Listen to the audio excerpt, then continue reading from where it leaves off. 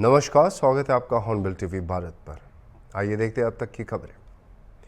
मुख्यमंत्री योगी आदित्यनाथ ने 73वें Akhil Bharatiya police wrestling cluster 2024 के उद्घाटन समारोह को संबोधित करते हुए खेलों और खेलकूद की महत्वता पर जोर दिया। उन्होंने कहा कि स्वस्थ शरीर ही सशक्त समाज और राष्ट्र की नींव है और खेल, योगासन और प्राणायाम इसके लिए आवश्यक है।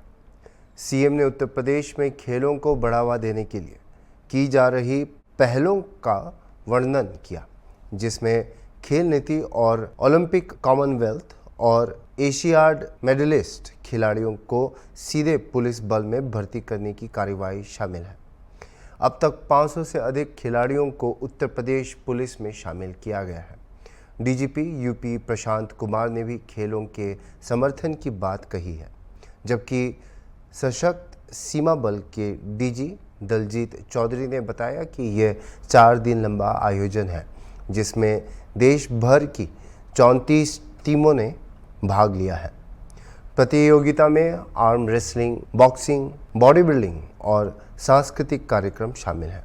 राजधानी लखनऊ में आज ऑल इंडिया पुलिस रेसलिंग की 73वीं श्रृंखला का आयोजन किया गया है, जहां पे सीएम योगी आदित्यनाथ ने बलून छोड़ करके उसका उद्घाटन किया है। इस आयोजन में देश के अलग अलग हिस्सों से पुलिस बल के साथ समस्त जो प्रदेश के बल हैं उनकी 34 टीमें यहाँ पर हिस्सा लेंगी। तस्वीरें आप देखिए, ये 73वीं प्रतियोगिता है, क्लस्टर का आयोजन किया गया है, जहां पर तमाम तरीके के सांस्कृतिक कार्यक्रम भी हो रहे हैं और रेसलिंग चैंपियनशिप है। ये प्रतियोगिता में 1428 खिलाड़ी कुल भाग ले रहे हैं, जिनमें 1052 पुरुष और 376 महिलाएं शामिल हैं। पुलिस बल के साथ केंद्र शासित प्रदेशों की 34 टीमें इसमें प्रतिभाग कर रही हैं। इस आयोजन में रेसलिंग, बॉक्सिंग, बॉडी बिल्डिंग के साथ आर्म रेसलिंग की प्रतियोगिता और सांस्कृतिक कार्यक्रम किए गए। साथ ही खिलाड़ियों को लखनऊ शहर का भ्रमण भी कराया जाएगा।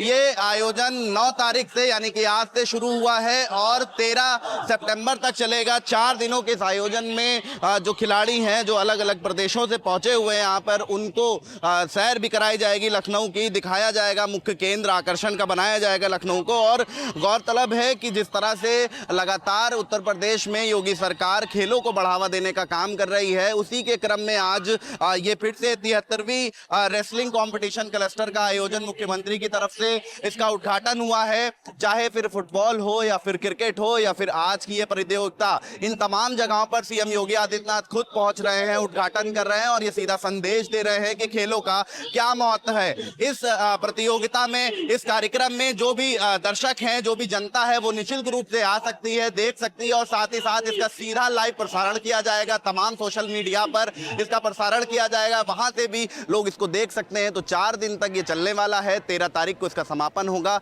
और यहाँ पे देश के अलग अलग प्रदेशों से 34 टीमों ने हिस्सा लिया है और तमाम तरीके के स्पोर्ट्स के कार्यक्रम यहाँ पे किए जाएंगे। ये एसएसबी के साथ एसएसबी ने ये अखिल भारतीय कुश्ती क्लस्टर प्रतियोगिता का आयोजन यहाँ 35 बटालियन में कराया था, जिसमें देश की विभिन्न पुलिस और पैरामिलिट्री ऑर्गेनाइजेशंस की हमारे खिलाड़ियों ने को भाग लेना है और भारी संख्या में लोग यहाँ आए हैं। इतनी बड़ी व्यवस्था एसएसबी ने लोकल पीएसी तथा स्थानीय प्रशासन के साथ और अन्य केंद्रीय एजेंसियों के साथ मिलकर किया गया है और पहले भी इस तरह के आयोजन होते रहे हैं और मुझे पूरा विश्वास है कि जिस तरह के इंफ्रास्ट्रक्चर राज्य सरकार ने यहाँ 35 बटालियन में, 10वीं बटालियन में स्पोर्ट्स के लिए तैयार किया है, जैसे कि यहाँ का नया सिंथेटिक ट्रैक है, एस्ट्रो टर्फ हमारा नया 10वीं बटालियन में लगा है और लगातार खेलों के को जो प्रोत्साहन राज्य सरकार के द्वारा दिया जा रहा है। 500 से अधिक कुशल खिलाड़ी भर्ती किए गए हैं। कुछ अखिल भारतीय और विश्व स्तरीय कार्यक्रमों में और खेलों में भाग लेने वाले, पदक जीतने वाले खिलाड़ियों को डिप्टी एसपी भी डायरेक्ट बनाया गया है।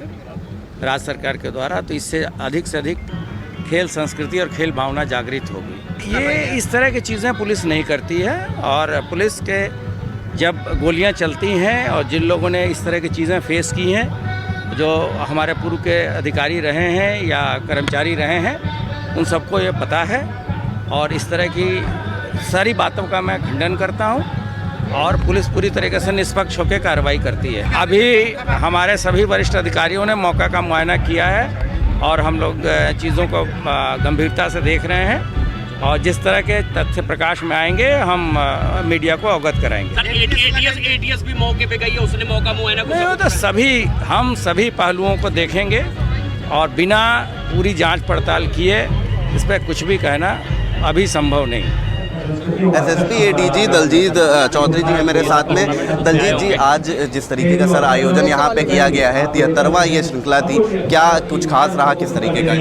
जैसे कि आपने देखा कि ये आज का उद्घाटन जिसमें 34 टीमों ने पार्टिसिपेट किया, 34 डिफरेंट स्टेट्स, यूनियन टेरिटरीज तथा सेंट्रल आर्म्ड पुलिस फोर्सेस की टीमों ने यहाँ अपनी भागीदारी दी है, और अगले 4 दिन लगातार यहाँ पे टूर्नामेंट चलेंगे, जिसमें बॉक्सिंग, रेसलिंग, आर्म रेसलिंग और बॉडी बिल्डिंग की चैम्पियनशिप चलेंगी।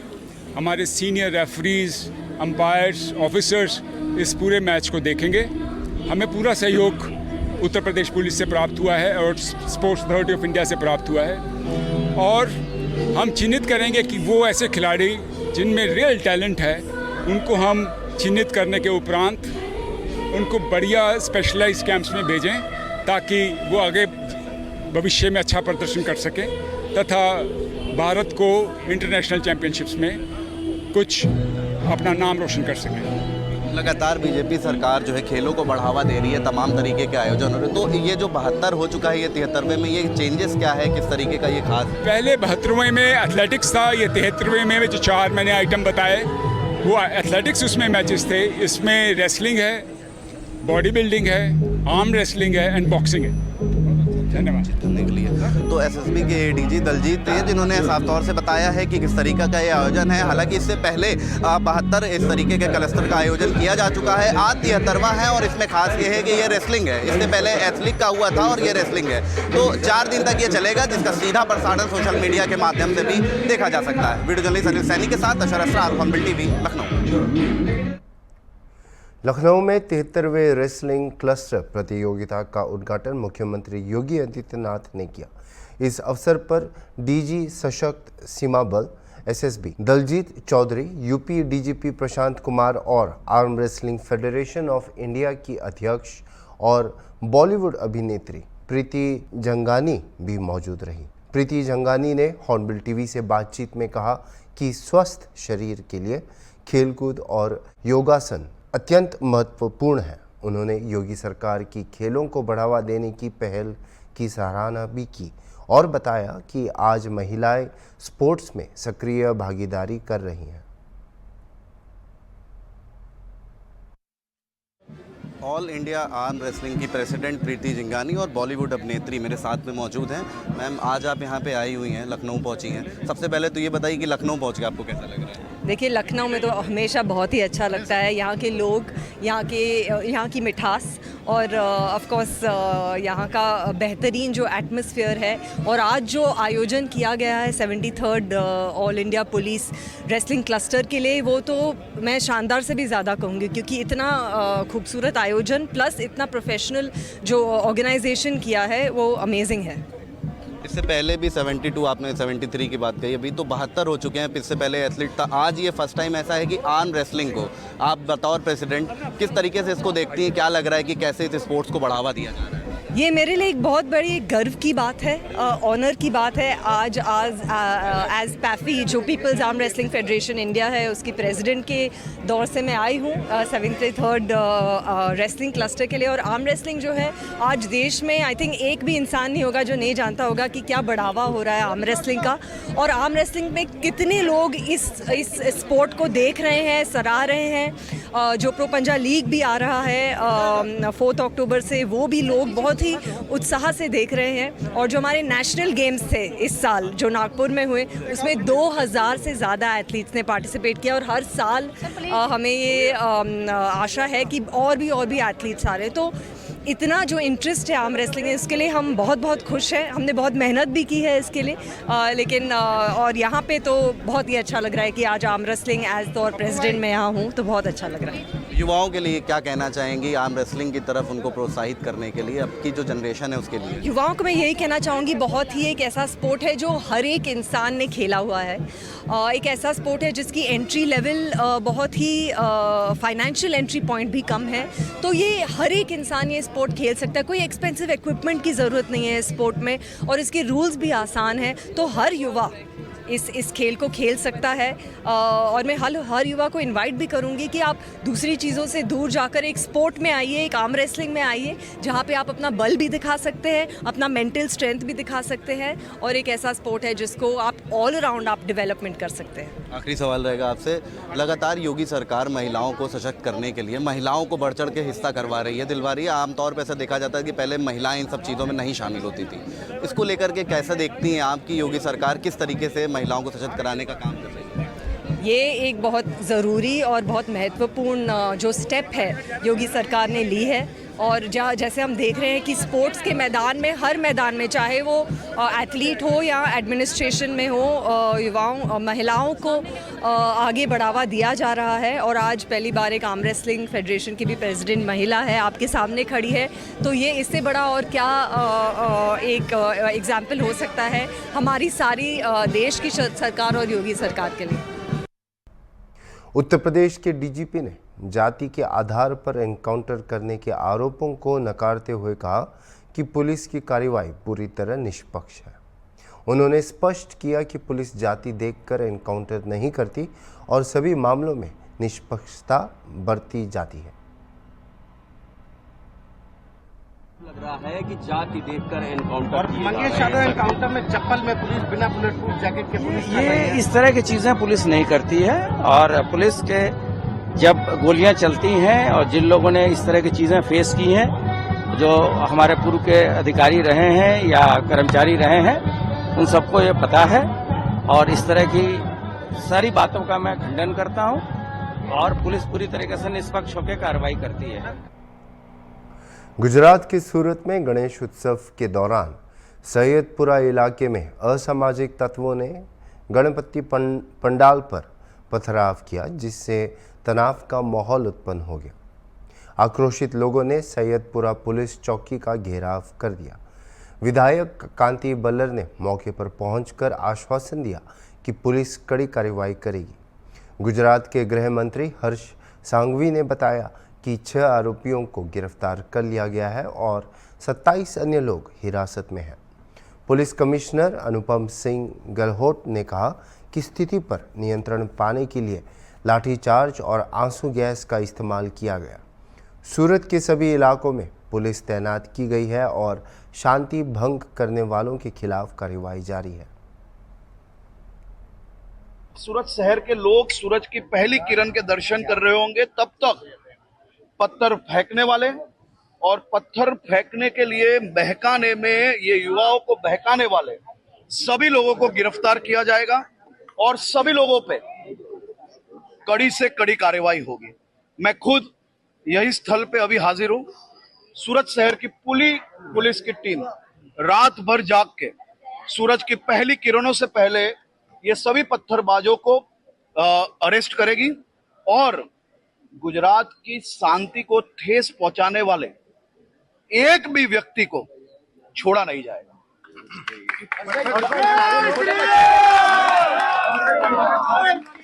पत्थरबाजी में छोटे बच्चों का इस्तेमाल हुआ है, तो षड्यंत्र की शंका नहीं है? देखिए, ये वारदात कुछ घंटे पहले ही हुई है।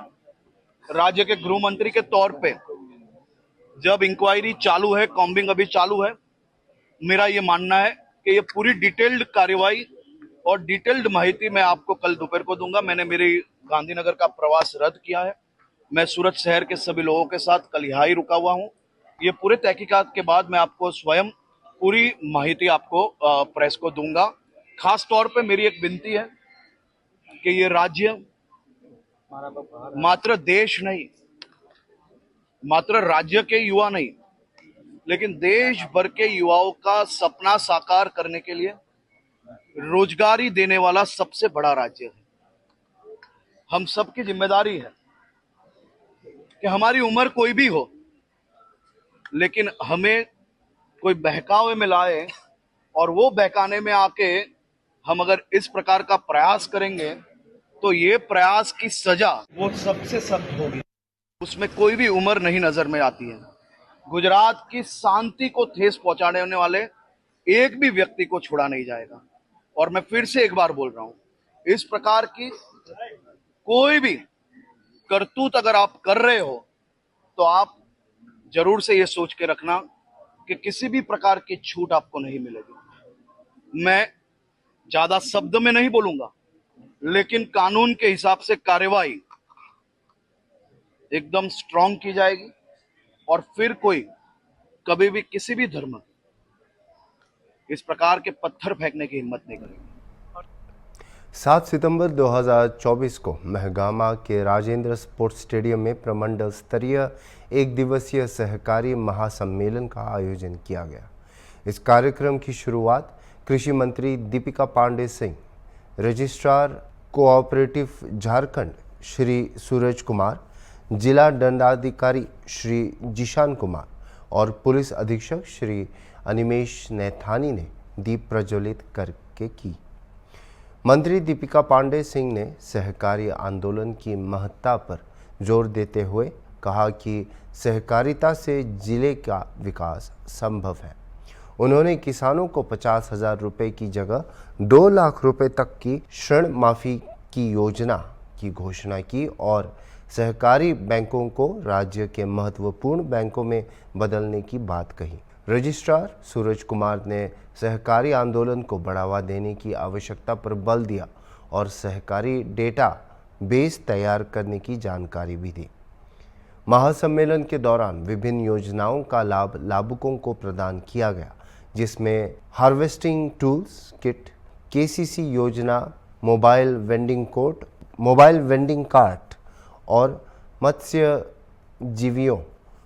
जीवियों के लिए कार्यालय शेड और आइस बॉक्स शामिल हैं। उत्कृष्ट कार्य करने वाले सहकारी पदाधिकारियों को प्रशस्ति पत्र भी प्रदान किए गए। कार्यक्रम में झारखंड राज्य सहकारी बैंक लिमिटेड की अध्यक्ष विभा सिंह और कई अन्य गणमान्य व्यक्तियों की उपस्थिति रही। मुख्यमंत्री हेमंत सोरेन ने गुवा, नोवामुंडी और चाईबासा में आयोजित श्रद्धांजलि सभा में भाग लिया। उन्होंने गुवा गोलीकांड के अमरवीर शहीदों की स्मृति में शहीद स्थल पर माल्यार्पण कर उनकी शहादत को नमन किया। मुख्यमंत्री हेमंत सोरेन ने कांके रोड, रांची स्थित मुख्यमंत्री आवासीय कार्यालय में राज्यसभा सांसद श्रीमती महुआ माझी की अध्यक्षता में मुलाकात की। इस अवसर पर काजी इमारत ए शरिया मुफ्ती अनवर कासमी, नाजिम इदारा ए शरिया मौलाना कुतुबुद्दीन रिजवी, जमीयत उलेमा ए झारखंड के महासचिव मौलाना असगर मिसबाही और मजलिस उलेमा ए झारखंड के महासचिव मुफ्ती मोहम्मद ताल्हा नदवी ने मुख्यमंत्री को अल्पसंख्यकों के सामाजिक विकास से संबंधित मुद्दों से अवगत कराया। उन्होंने 16 सितंबर को ईद मिलाद उन नबी के जुलूस ए उर्स में सम्मिलित होने के लिए मुख्यमंत्री को आमंत्रित किया। इस बैठक में हाजी फिरोज, मोहम्मद असलम, अयूब राजा खान, अनवर आलूम, नदीम इकबाल और अजहर अहमद खान भी मौजूद रहे।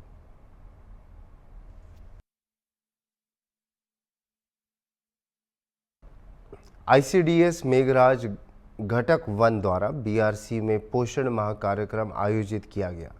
इस कार्यक्रम में विभिन्न आंगनबाड़ी केंद्रों से किशोरियों को पौष्टिक आहार के महत्व के बारे में जागरूक किया गया।